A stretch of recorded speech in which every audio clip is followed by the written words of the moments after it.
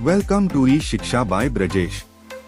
तो साथियों, आज हम मुंडा विद्रोह के बारे में जानेंगे।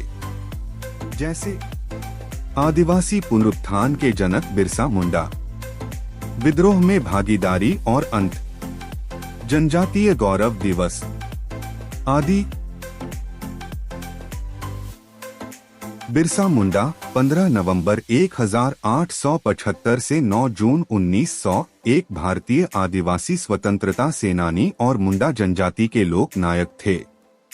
उन्होंने ब्रिटिश राज के दौरान 19वीं शताब्दी के अंत में बंगाल प्रेसिडेंसी, अब झारखंड में हुए एक आदिवासी धार्मिक सहस्राब्दी आंदोलन का नेतृत्व किया, जिससे वह भारतीय स्वतंत्रता आंदोलन के इतिहास में एक महत्वपूर्ण व्यक्ति बन गए।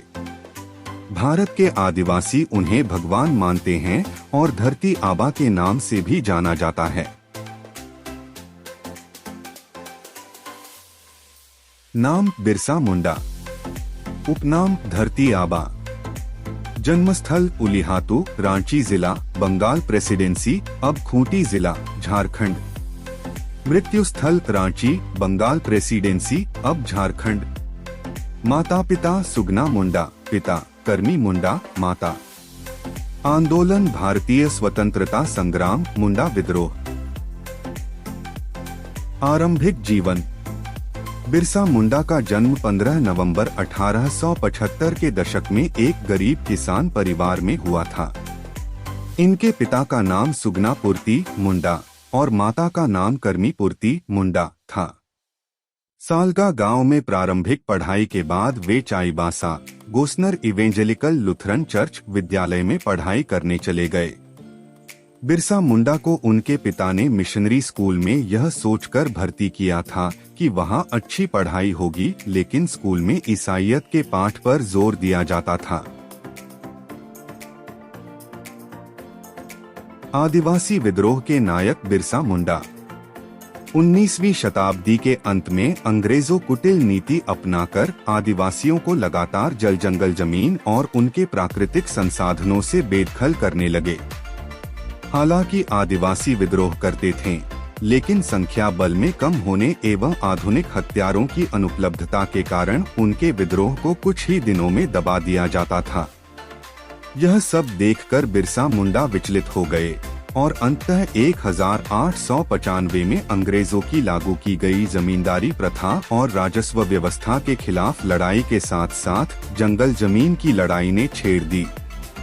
यह मात्र विद्रोह नहीं था, यह आदिवासी अस्मिता, स्वायत्तता और संस्कृति को बचाने के लिए संग्राम था। पिछले सभी विद्रोह से सीखते हुए बिरसा मुंडा ने पहले सभी आदिवासियों को संगठित किया, फिर छेड़ दिया अंग्रेजों के खिलाफ महाविद्रोह उलगुलान।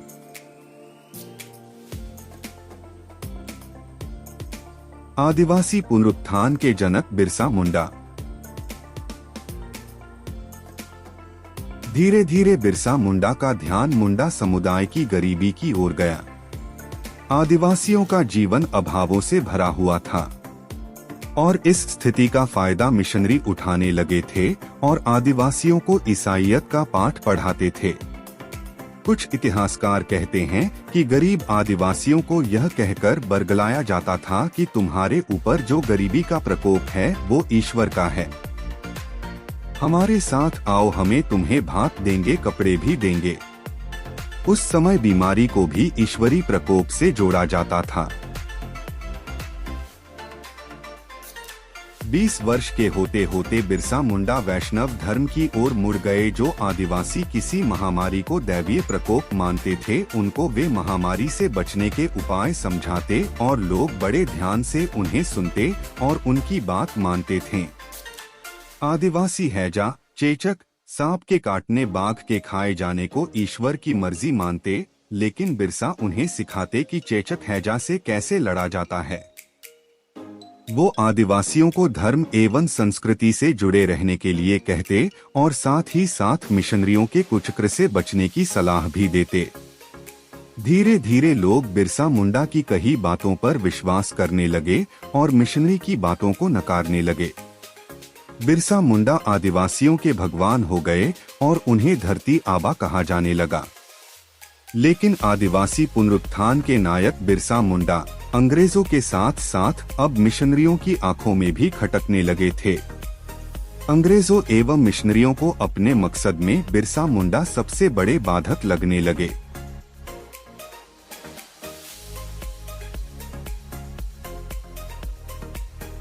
विद्रोह में भागीदारी और अंत।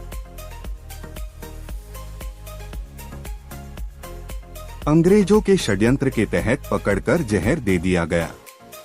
मिशनरियों ने छोटा नागपुर पठार के क्षेत्र में आदिवासी धर्मांतरण का जो सपना 19वीं सदी में देखा था, उसमें बिरसा मुंडा सबसे बड़े बाधक बने। षड्यंत्र कर 3 मार्च को बिरसा मुंडा को पकड़ लिया गया। इसमें उनके किसी अपने ने ही 500 रुपए के लालच में उनके गुप्त ठिकाने के बारे में प्रशासन को सब कुछ बता दिया। उनके साथ पकड़े गए लगभग 400 लोगों को कई धारा के अंतर्गत दोषी बनाया गया।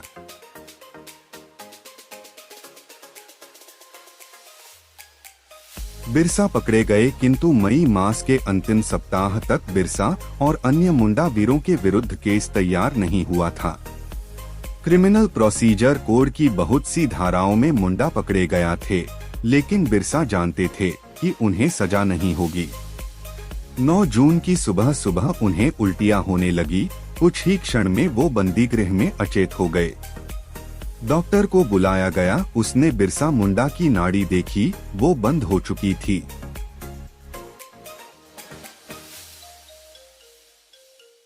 इतिहासकार कहते हैं कि अंग्रेज जानते थे कि बिरसा मुंडा कुछ ही दिनों में छूट जाएंगे, क्योंकि उन पर लगाई गई धाराओं के अंतर्गत उनके ऊपर दोष साबित नहीं किया जा सकता।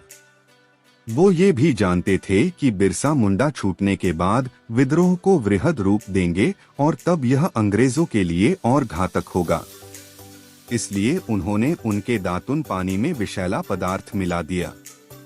आज भी बिहार, उड़ीसा, झारखंड, छत्तीसगढ़ और पश्चिम बंगाल के आदिवासी इलाकों में बिरसा मुंडा को भगवान की तरह पूजा जाता है। बिरसा मुंडा की समाधि रांची में कोकर के निकट डिस्टिलरी पुल के पास स्थित है।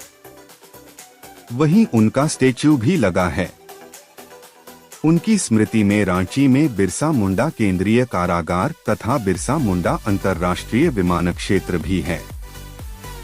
10 नवंबर 2021 को भारत सरकार ने 15 नवंबर यानी बिरसा मुंडा की जयंती को जनजातीय गौरव दिवस के रूप में मनाने की घोषणा की।